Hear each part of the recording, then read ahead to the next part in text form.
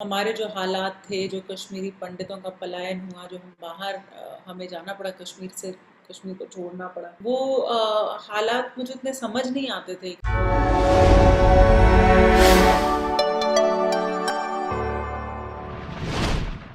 Hello and welcome. मैं हूं पराग और इस समय मेरे साथ बहुत ही कमाल की सिंगर आभा जुरा। आभा की आवाज मतलब कश्मीर की वादियों से जो खालिश आवाज आई है, उस तरह की आवाज। आभा, बहुत बहुत स्वागत है आपका। एल्बम सुना, बहुत ही कमाल। Thank you Parag ji, means so much to me that we are on this show and thank you. आपसे ये सुन के बहुत अच्छा लग रहा है कि आपको अच्छा लगा। Thank you.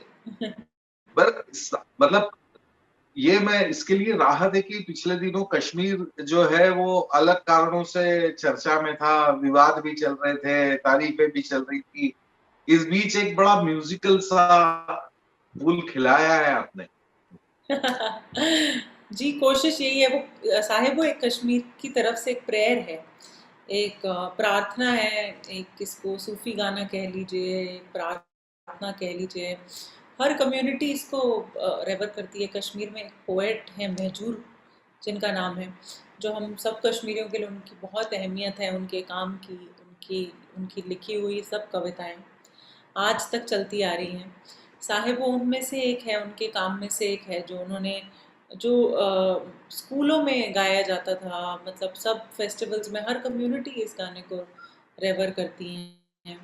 तो इसलिए मुझे लगा कि एक होप, पॉजिटिविटी और थोड़ा सा पीस और ब्लिस जो फील होता है ये गाना सुन के, वो लोगों को भी लगे, क्योंकि ओरिजिनेशन तो इस प्रेयर का कश्मीर से है, लेकिन बात इसमें वही है कि वक्त में असली छाव था, मतलब show me the right path and guide me towards what is right, जो यूनिवर्सल मैसेज है। क्या बात है। आप इंडियन आइडल की फाइनलिस्ट थी, उसके बाद आप अचानक, लोग इंडियन आइडल के बाद बॉलीवुड इंडस्ट्री का मुंह करते हैं, आपने कश्मीरी फोक की तरफ मुंह कर लिया। ऐसा क्या वजह रही? पराग जी, ऐसे कह लीजिए इसको, एक मतलब होना ही होता है जो वो हो जाता है, डेस्टिनी भी कह सकते हैं। कि मैं शायद अपनी एक कहानी लिखना चाहती थी अपने म्यूज़िक से, यही मैं चाहती हूँ हमेशा से, मेरी मेरी यही कोशिश रही है।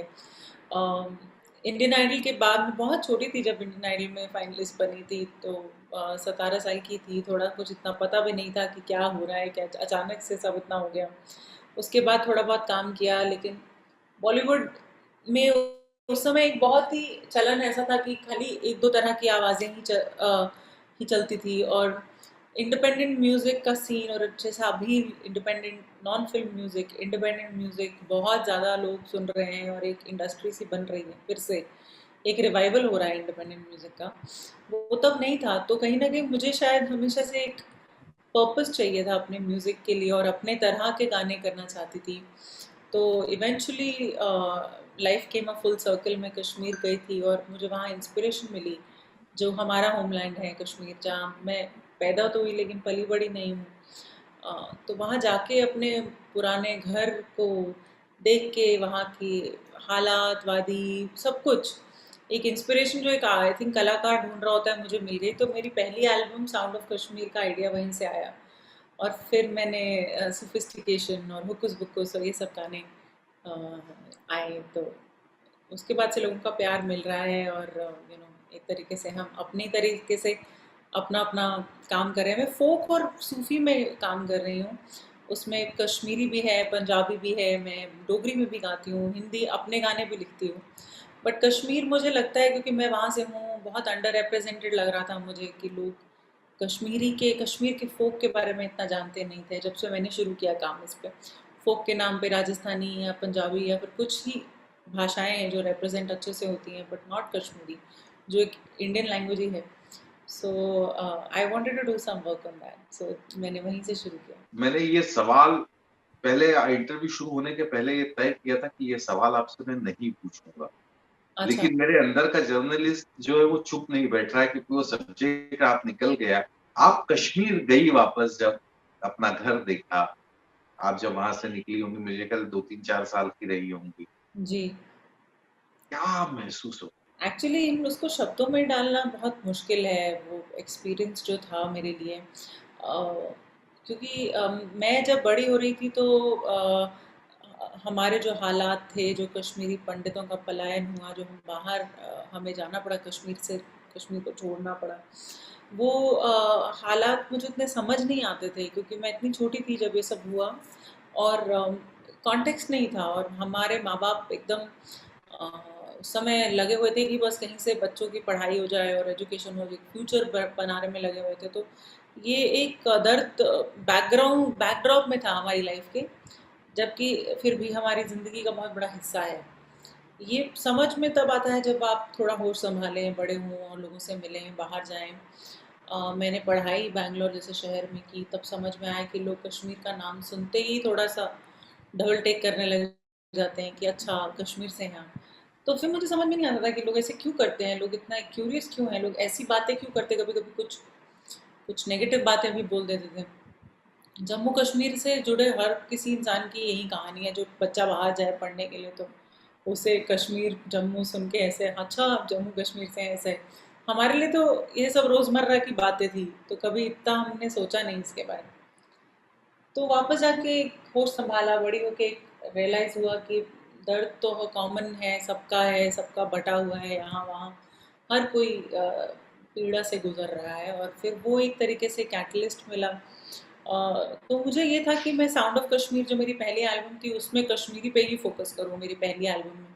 उसमें हिंदी एक गाना है चलो चिनारों के घरों, जो कश्मीर से जो दूर हैं वो अपने घर वापस जाने की बात करते हैं, और खाली कश्मीर वो, क्योंकि मैं कश्मीरी हूँ तो मैंने उस पर्सपेक्टिव से लिखा है, लेकिन गाया है। लेकिन है तो वो हर कोई अपने घर से, जो भी आप अपने गांव से दूर है तो आपको भी घर याद आता होगा, तो हर किसी की बात है उसमें एक तरीके से।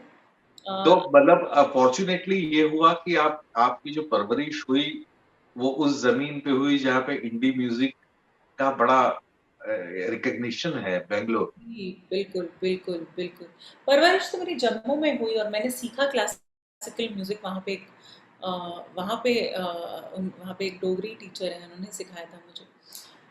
फिर मैं पढ़ी, मतलब कॉलेज के लिए यहाँ आई, और फिर काम मुंबई में भी किया है और हर जगह मतलब रहती हूँ। अब तो मैं बैंगलोर में रहते कन्नड़ा भी बोलती हूँ। मुझे लगता है मैं हूँ हिंदुस्तान का एक पूरा मिश्रण है मेरे अंदर, पंजाबी, क्योंकि जम्मू में पली बड़ी, तो इतना पंजाबी इन्फ्लुएंस है कि बहुत ही तभी मैं सूफी गाने बहुत गाती हूँ, क्योंकि उन उस और संगीत। आपकी आवाज़ आवाज़ का जो टेक्सचर है वो बिल्कुल ही अलग है। मुझे लगता है कि ये एक ऐसा वो है जो सूफीज़्म में भी जाएगा, वो जो दर्द भरे नगमों में भी जाता है। अद्भुत टेक्सचर है आपकी आवाज़। थैंक यू सो मच पराग जी, आपसे आप बोल रहे हैं तो मतलब अच्छा ही लग रहा है मुझे। Thank you so much. तो जी, सो वही वही बात रही कि अभी एक्सपोजर जो मिला बहुत ज़्यादा कल्चर्स का, लैंग्वेजेस का, उसके लिए मैं कहीं ना कहीं बहुत I feel richer as an artist because of that, कि अलग अलग तरह के लोग जो मिल जाते हैं ना, तो बहुत हम जो रिच हो जाते हैं। पुराना है उसको थोड़ा कुछ, अभी जैसे मेरे गाने हैं उसमें जो लोग काम करते हैं अलग अलग हिंदुस्तान के अलग अलग प्रांतियों से, अलग अलग जगहों से हैं, अलग, मतलब everybody has different music influences, and वो सब जब एक साथ आता है तो मुझे लगता है कुछ नया बनता है जो इंटरेस्टिंग होता है। सो इस बीच हंगामा, फेसबुक इससे भी आपका जो है एक रिकॉग्निशन में एक कदम और आगे बढ़ा हंगामा म्यूजिक और ये करके। जी, जी, जी, बिल्कुल, बिल्कुल। हंगामा म्यूज़िक ने मुझे काफ़ी अच्छे से रिकॉग्नाइज़ किया है, और हेल्प, मतलब उन्होंने भी मेरा म्यूज़िक बहुत पुश किया। मैं एक हंगामा के एक अवार्ड्स होते हैं, ऑल इंडिपेंडेंट म्यूजिक अवार्ड्स, जिसमें बेस्ट फोक आर्टिस्ट का अवार्ड जीता था हुक्कुस बुक्कुस, मेरा जो गाना है उसके लिए। अभी चिन्हारों के घरों भी उसमें नॉमिनेट हुआ था। तो जी, बहुत लोग मुहिम चला रहे हैं कि हिंदी म्यूज़िक को और पुश मिले इंडिया में। तो आई एम हैप्पी कि ये सब हो रहा है, और अलग अलग तरह का म्यूज़िक लोगों तक पहुँचे। जी, सो साहिबो मेरी एक एल्बम, एक सोफिस्टिकेशन फोक सेशंस, सोफिस्टिकेशन मेरे बैंड का नाम है, जो एक तरीके से एक कॉन्फ्लुएंस ऑफ कल्चर्स कहती हूँ उसको मैं। सोफिस्टिकेशन नाम इसलिए है, इसलिए तो है ही कि हम सूफी म्यूज़िक भी करते हैं, बट इसलिए भी है कि वो बहुत, उसका जो स्पिरिट है वो सूफी है। Music is not limited to that one genre, and it is in a way communicating something very real, and trying to do, मतलब एक उसमें मस्ती है, एक ट्रांस है, एक यू नो वो जो जॉनर्स का मिक्सचर है और वो अलग अलग चीज़ों को मिला के जो बनता है मिश्रण, वैसा कुछ है। तो सोफिस्टिकेशन जो मेरा बैंड है उसने ये एक अनप्लग्ड ईपी, हमने सारे गाने इसको अकूस्टिकली ट्रीट किया है, जिसमें मैं इस ईपी में लोग मेरे से अलग गाने भी सुनेंगे, कश्मीरी को छोड़ के। साहिब वो पहला गाना है इस ईपी का। जी, आप बिल्कुल आपने सही कहा कि कश्मीर का म्यूज़िक इतना रिच है, लेकिन शिव कुमार शर्मा पंडित जी के बाद कश्मीर से म्यूज़िक की बयां रेयरली मुझे याद भी नहीं आती कि बहुत कुछ हुआ है म्यूज़िक पे। सैडली ये बहुत ही एक तरीके से एक सैड चीज़ है जो हुई नहीं है। पता नहीं इसके लिए आप किसे ब्लेम कर सकते हैं, क्योंकि आर्टिस्ट तो बहुत, मुझे लगता है आर्टिस्ट का काम है अपना काम करना, और फिर बट एक तरीके से एक अब इंडस्ट्री। वहाँ दुर्भाग्य से तबले की थाप से ज़्यादा गोलियों की धमाके आ रहे थे, तो वो क्या कर किया जाए वही उसके लिए। बात है कि हाँ, तो ये बहुत बड़ी ज़रूरी बात है ना कि डायलॉग चेंज तभी होगा जब लोग और म्यूज़िक जो कश्मीर से बात करेंगे के बारे में बात करते हैं, तो खाली टेररिज्म या टूरिज्म के बारे में बात ना करते हुए उसके कल्चर, हेरिटेज, इन सब चीज़ों की तरफ देखना ज़रूरी है। तो इसकी तरफ हमारा हमारा ही जॉब है as artist, as people from the land, to do more for the language, so people take the spotlight towards things that matter also like culture. मैं चाहती हूँ कि नाम, बहुत बहुत टैलेंट है कश्मीर के मिट्टी में, म्यूजिक बहुत रिच है, तो लोग और हिंदुस्तान के उसको अपनाएं भी। बहुत ही कमाल का एक्सपीरियंस है ये कश्मीरी फ़ोक सुनना और मैं जैसा आप कह रही हैं मैं निश्चित चाहूँगा कि कश्मीरी फ़ोक सामने आए और क्योंकि इतने अलग-अलग वहाँ पे भी डोगरा है, कश्मीरी अलग-अलग लोग हैं, अलग-अलग ये बहुत म्यूज़िक है। ज़रूरी बात है कि सारे कल्चर, जम्मू एंड कश्मीर के, जम्मू कश्मीर के नाम पे डोगरा कल्चर को भी रिप्रेजेंट किया जाना चाहिए। डोगरी में भी बहुत ही प्यारी लैंग्वेज है। इस एल्बम में मैंने तभी डोगरी गाने भी रखे हैं कि जम्मू कश्मीर का मतलब बहुत वेरिड कल्चर है, खाली एक कल्चर नहीं है, तो लोगों को वो भी पहुंचना चाहिए लोगों तक, बहुत रिच मतलब कल्चर। प्राचीन काल से तो कल्चर का सेंटर ही जम्मू कश्मीर था। वहाँ से ही हम लोग कल्चर्ड हुए। ख़ैर बहुत-बहुत शुक्रिया आपका और मैं दुआ करूँगा कि ये कश्मीरी आवाज़ जो है वो बॉलीवुड के गलियारों में भी जल्दी गूंजती हुई नज़र आए।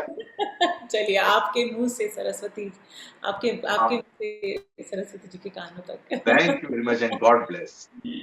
Thank you so much. Radio City.